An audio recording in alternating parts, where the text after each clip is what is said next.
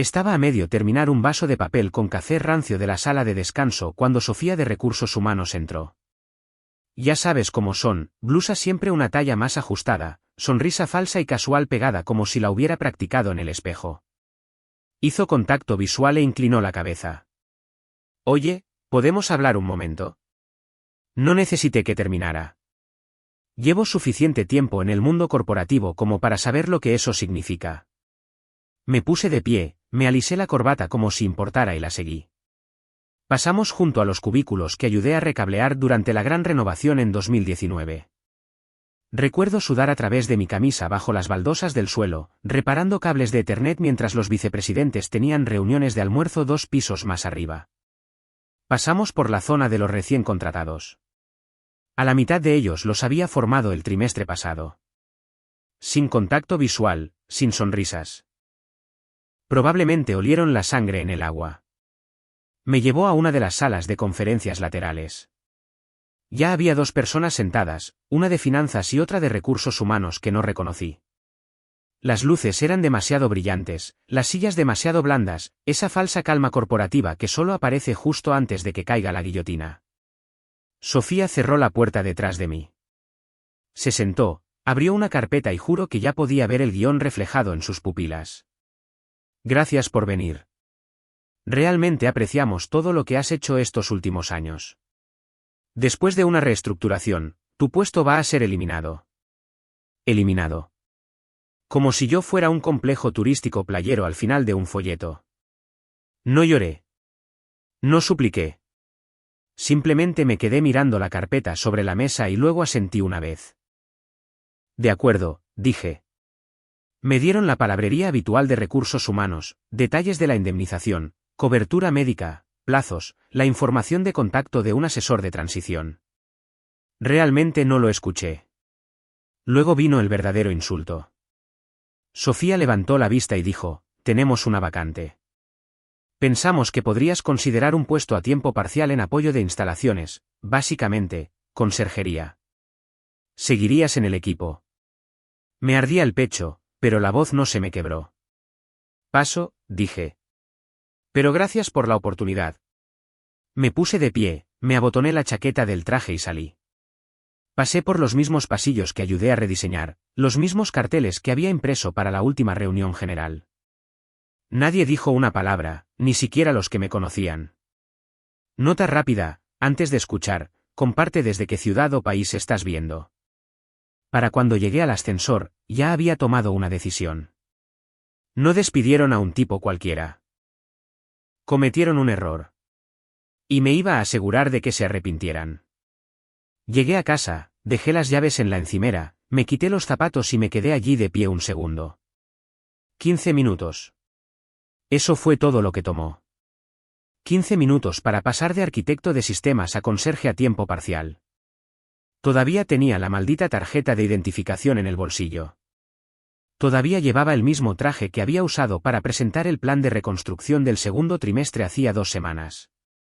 Me senté en la mesa de la cocina, me troné los nudillos y abrí mi portátil por costumbre. Casi todo basura. Algunos boletines de los que nunca me di de baja. Un asunto se destacaba, ¿sigues abierto a la consultoría? El remitente era Bruno Cárdenas. ¿No había hablado con ese tipo en, ¿qué, 6 años? ¿Quizás más? Solía trabajar como gerente de proyectos junior en ese fondo tecnológico de Monterrey. Nos habíamos conocido una vez en una cumbre de cumplimiento de proveedores. Hablamos mientras tomábamos algo. Era avispado pero novato en aquel entonces. Dijo que algún día quería empezar su propia firma de asesoría. Supongo que lo hizo. Hice clic en el correo electrónico. Fue breve.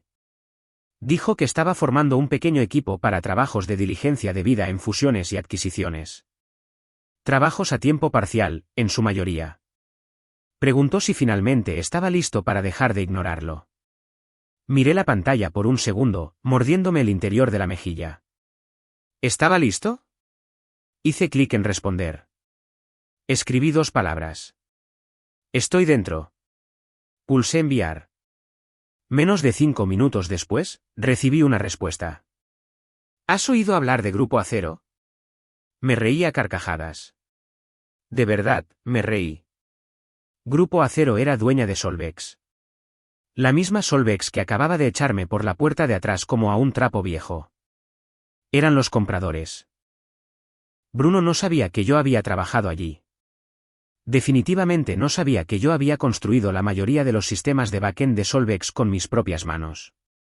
Respondí, sí, he oído hablar de ellos.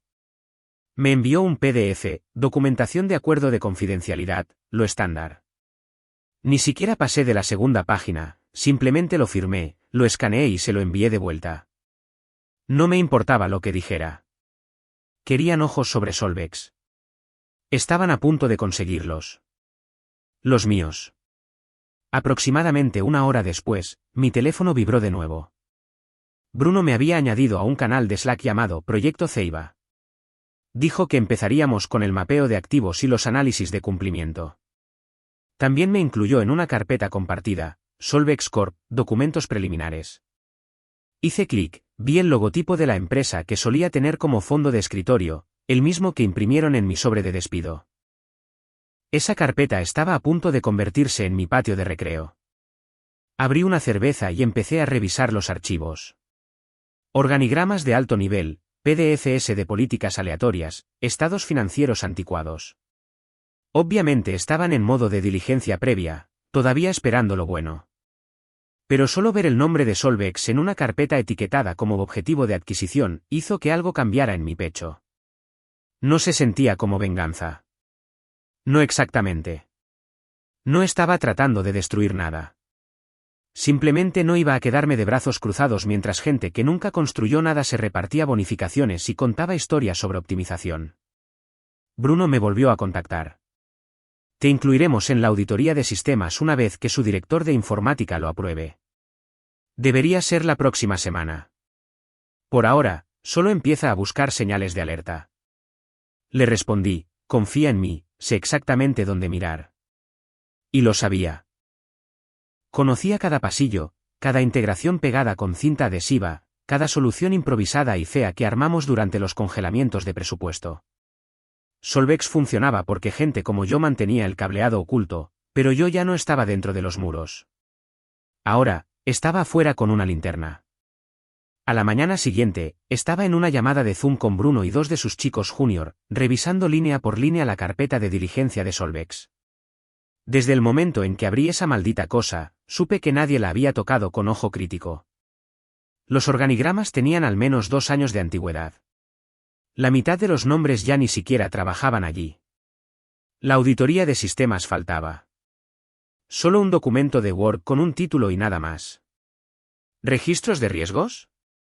Una viñeta que decía, cumplimiento de datos bajo revisión. Sin enlaces, sin planes de acción, puro humo corporativo.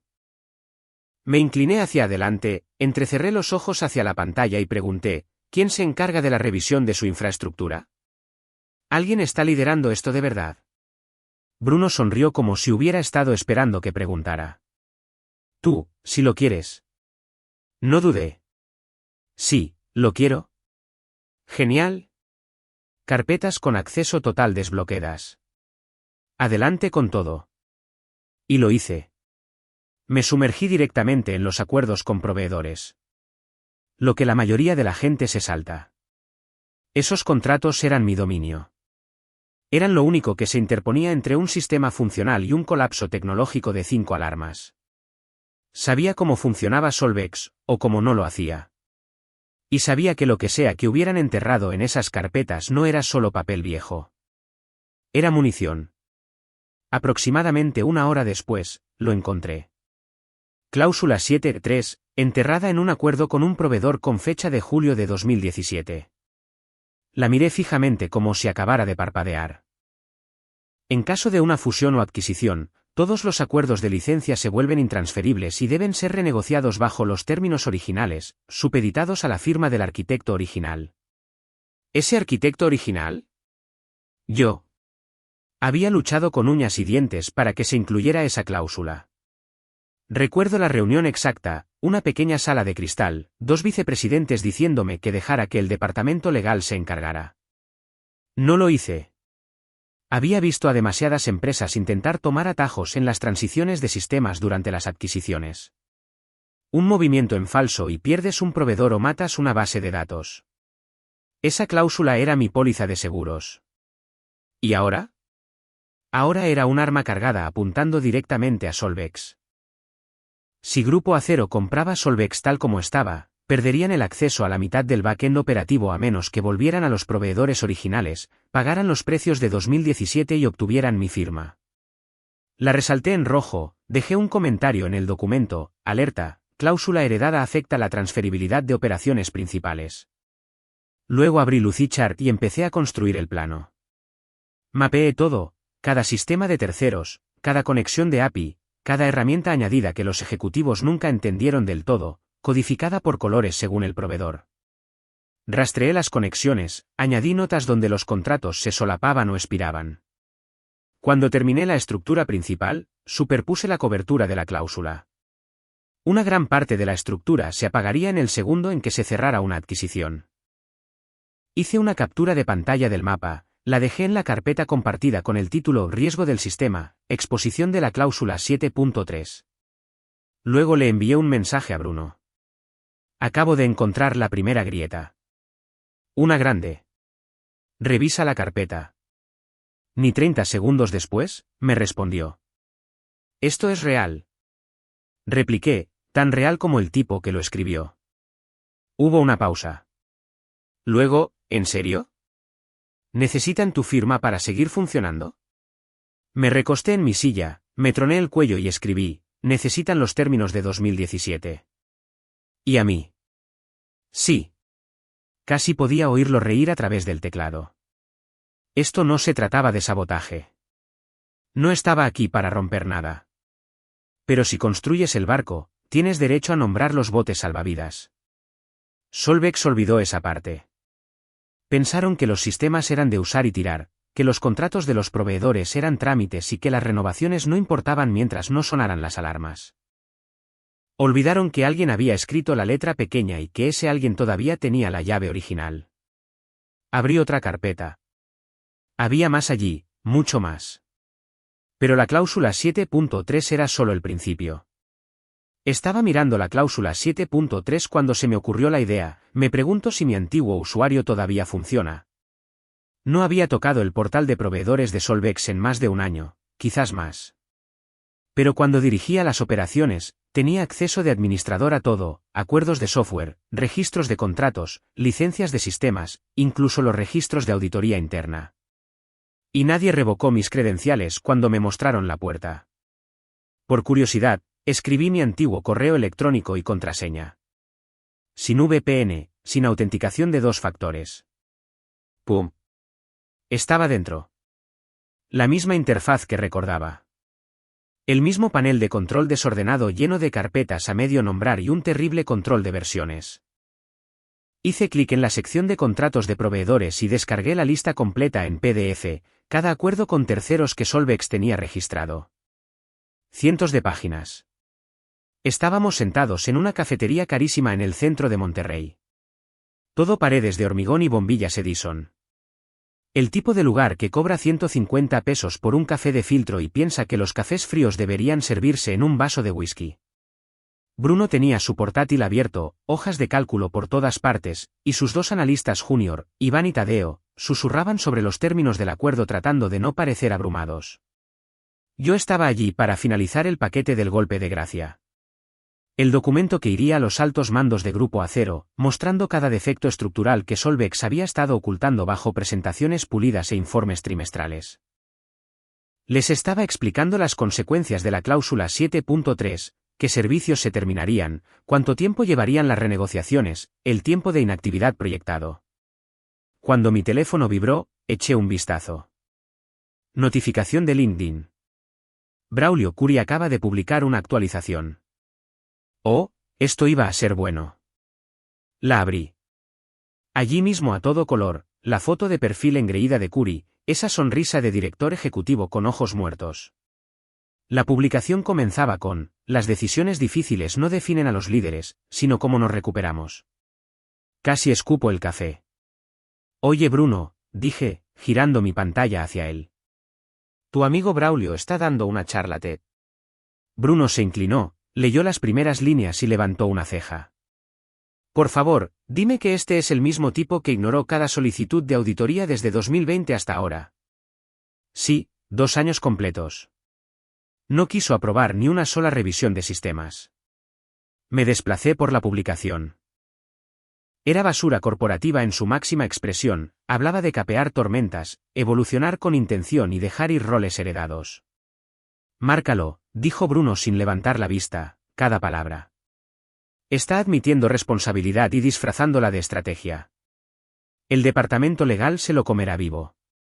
Uno de los analistas sacó su teléfono y empezó a grabar en pantalla toda la publicación.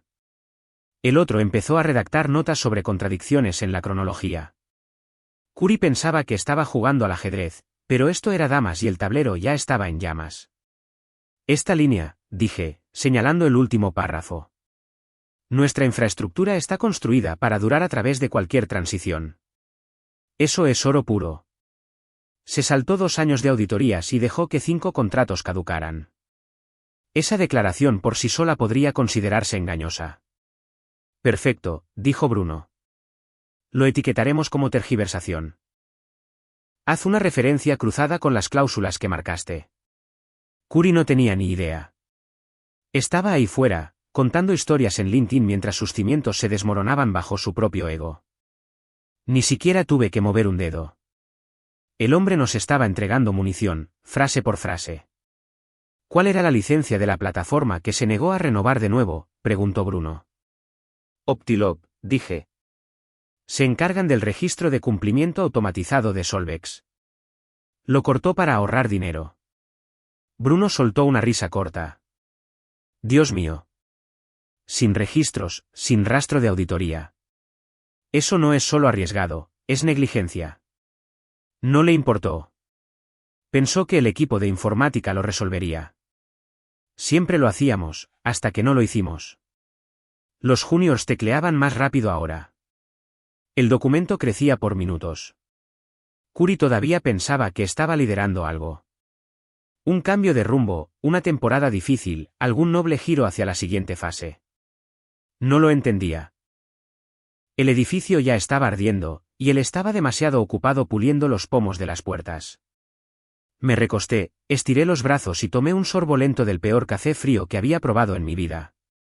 Déjalo publicar. Déjalo usar el hashtag liderazgo. Ya no dirigía nada. Simplemente no se había dado cuenta de quién encendió la mecha, y yo todavía sostenía el encendedor. Todavía estaba en la cafetería, teléfono en mano, cuando los mensajes de texto empezaron a llegar. ¿Estás bien? Curry está como loco.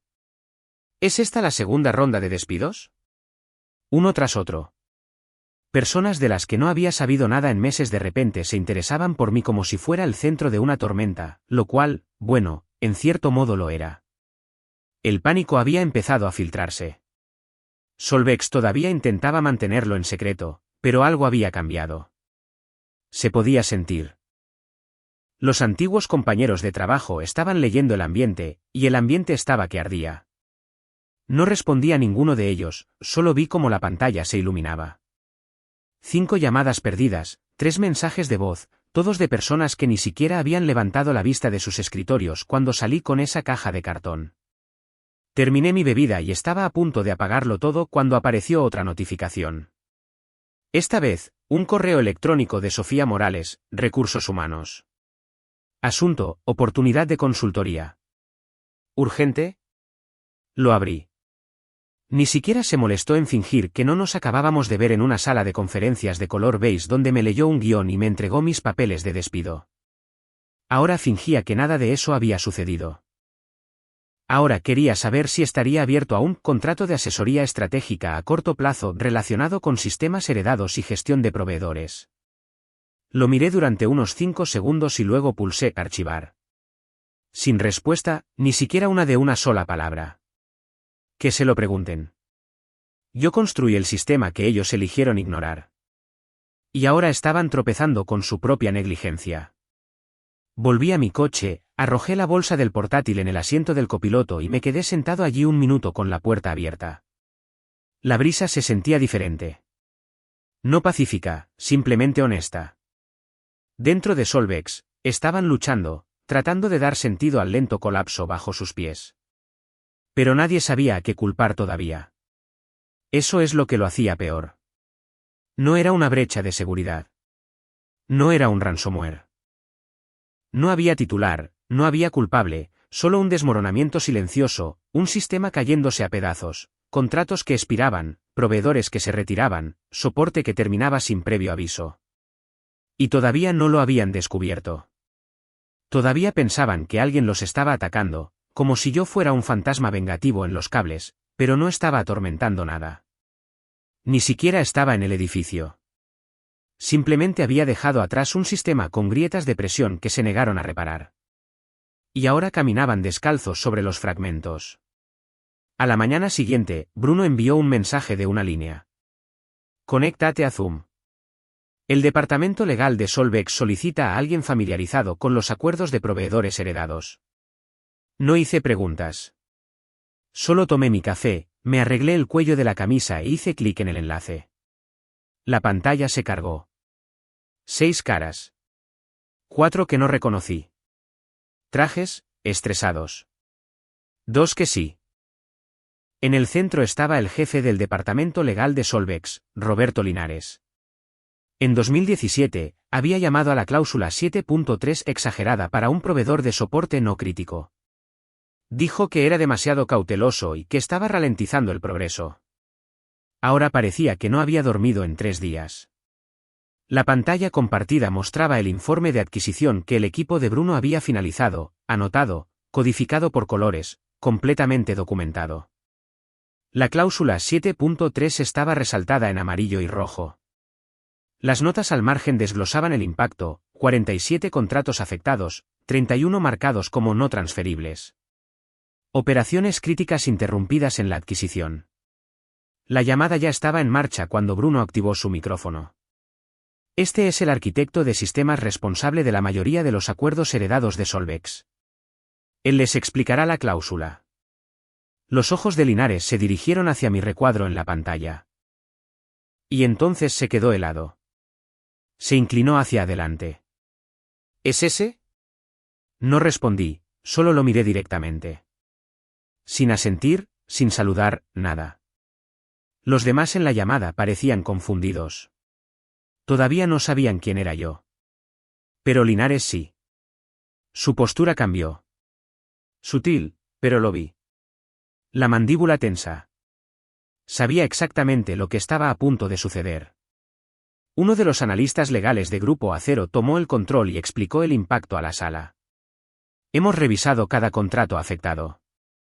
La cláusula 7.3 anula la exclusividad y los términos de servicio a menos que el acuerdo original se cumpla en su totalidad y sea refirmado por la parte originaria.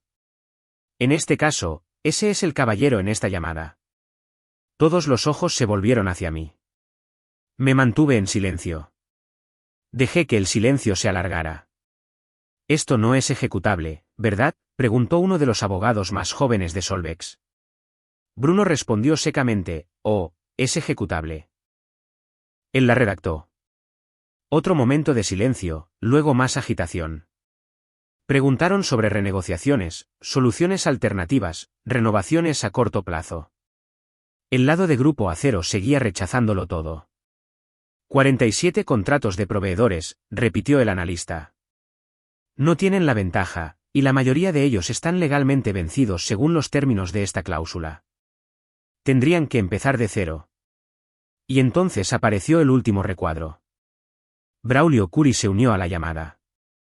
Sin aviso, sin presentación, solo su cara llenando la pantalla, con aspecto de haber envejecido 10 años en una semana. Su voz llegó un poco demasiado alta. ¿Eso? Disculpen, me sacaron de otra llamada. ¿Cuál es el problema? Entonces me vio. Se detuvo a mitad de la frase, parpadeó y dijo mi nombre como una pregunta. Como si no estuviera seguro de que yo fuera real. ¿Tú? No respondí. Solo le devolví la mirada. Dejé que lo sintiera. Dejé que lo asimilara. Miró a Linares como si alguien pudiera explicarlo. Nadie lo hizo. El equipo de Grupo Acero volvió directamente a su resumen, impasible, profesional, como si no fuera personal, pero lo era. Curi permaneció en silencio el resto de la llamada, no hizo otra pregunta. Finalmente había visto la grieta y a la persona que trazó la línea. Las puertas del ascensor se abrieron directamente a la sala de juntas del último piso. Ventanas del suelo al techo, paredes de cristal, suelos de piedra pulida que resonaban con cada paso. Entré con el equipo de Grupo Acero. Nadie dijo una palabra. Ni apretones de manos, ni presentaciones. Todos sabían quién era yo. Braulio Curi ya estaba sentado en el extremo de la mesa, con las manos entrelazadas como si todavía pensara que tenía el control de la sala. Levantó la vista, me vio entrar y parpadeó lentamente, como si estuviera viendo un fantasma. Tomé el asiento directamente frente a él. No asentí, no me inmuté. La reunión comenzó y no se detuvo. Cláusula tras cláusula, riesgo tras riesgo. Cada defecto del sistema que habían enterrado bajo tiritas y palabras de moda fue sacado a la luz. Vi cómo la valoración se hundía un punto a la vez. Intentaron oponerse, intentaron enmarcar los problemas como brechas de transición manejables. Bruno ni siquiera se molestó en responder. Simplemente pasó a la siguiente diapositiva, luego a la siguiente, cada una peor que la anterior. En un momento dado, Curi se inclinó hacia adelante y dijo, ¿puedo hablar en privado? Su voz era baja, casi educada. Bruno me miró. Ni siquiera dudé, simplemente negué con la cabeza una vez. Nada de conversaciones aparte. Ya no. Cambiaron de táctica bruscamente, intentando restar importancia a todo. Dijeron que sus equipos ya estaban trabajando en soluciones. Dijeron que esto no era inusual para una empresa de su tamaño. Pero yo construí esos sistemas. Conocía cada rincón que recortaron, cada licencia que dejaron expirar, cada parche que se saltaron para optimizar costos. Y ahora todo estaba a la vista, a todo color, con fechas, capturas de pantalla y nombres. La venta no se canceló. Grupo Acero aún así cerró el trato, pero los términos finales dejaron a Solvex destrozada, un precio de risa, sin bonificaciones por rendimiento, sin incentivos de capital, sin ascensos de título, sin paracaídas dorados. Solo un trato simple, austero y sin sangre. Cuando terminó, me levanté y metí la silla. Curi me miró como si quisiera decir algo. Explicar, quizás, disculparse, fingir que todo había sido un malentendido. No le di la oportunidad. Pasé junto a él sin decir una palabra. Sin sonrisitas, sin vuelta de la victoria. Una vez me ofrecieron 9.000 pesos y una fregona para quedarme en el equipo. Ahora no podrían permitírselo ni aunque lo intentaran. Lo único que tenía en la cabeza mientras salía al pasillo, pensaron que me estaban reduciendo, pero yo apenas estaba empezando.